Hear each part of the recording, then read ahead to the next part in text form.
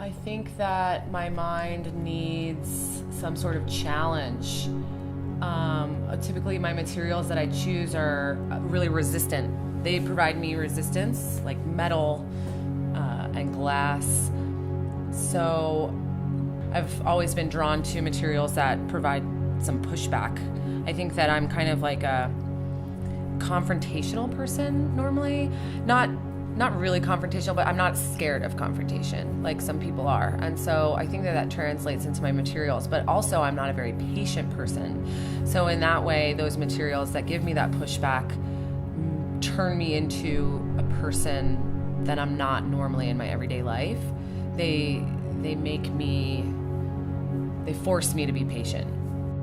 Neon is so incredibly hard. I've been doing it for going on 7 years now, and I have literally been learning something new every single day that I do it. Troubleshooting, all sorts of stuff constantly. The mentor-apprentice type of relationship that's necessary to sort of really get up and running more quickly than if you would be self-taught has been a really gratifying experience. And more than anything, I recognized it to be like a niche industry where not a lot of people know how to do it well. Not a lot of young people are in it.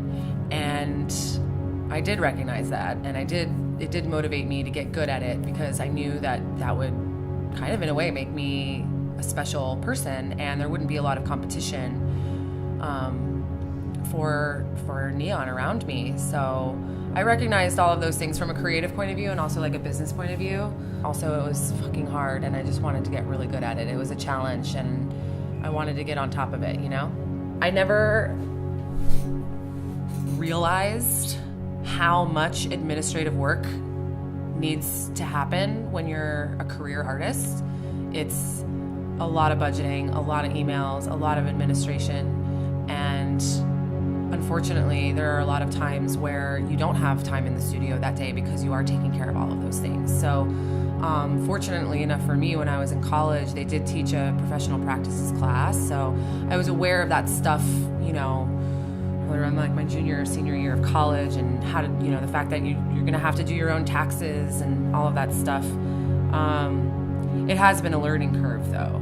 I just knew that neon was something that I might be able to use as my plan B job, so to speak, you know, as an artist. And it could provide me the income, my skill could provide me the income that I needed to make the art stuff that I wanted to outside of that. Now, like, what came with that over the course of, you know, the first couple of years setting up my shop was this identity crisis that I was having, where am I a sign maker or am I an artist? I was making a lot of work that was text-based in the beginning, because when you do neon, you need to know how to bend text. You can't really call yourself a neon bender if you don't know how to bend letters. So that was something that was the mountain to climb.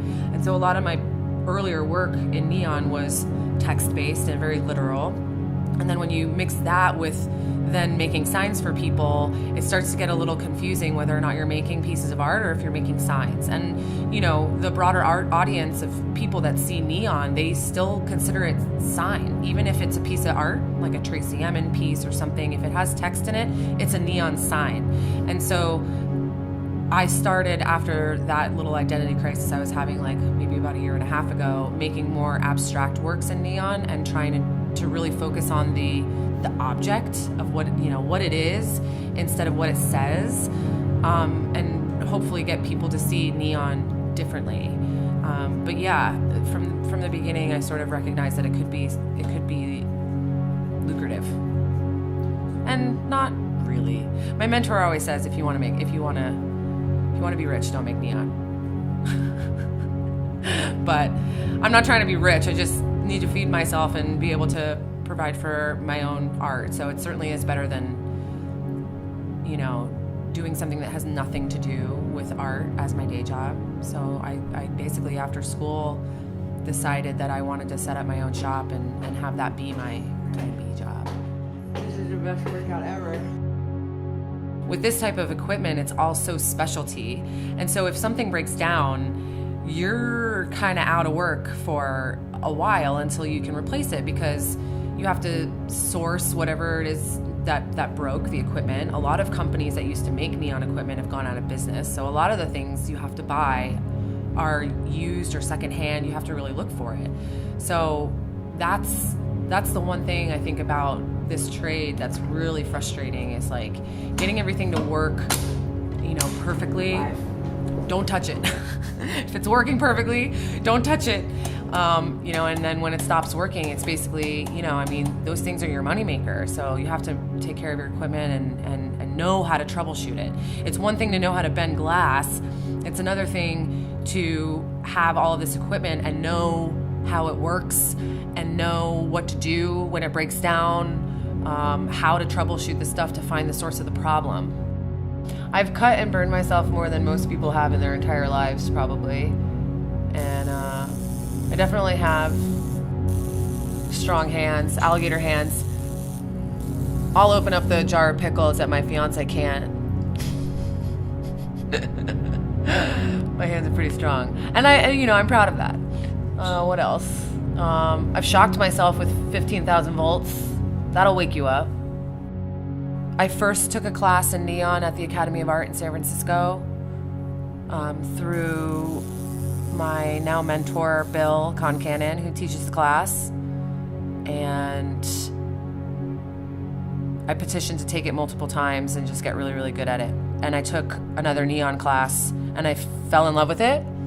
And then the rest was history.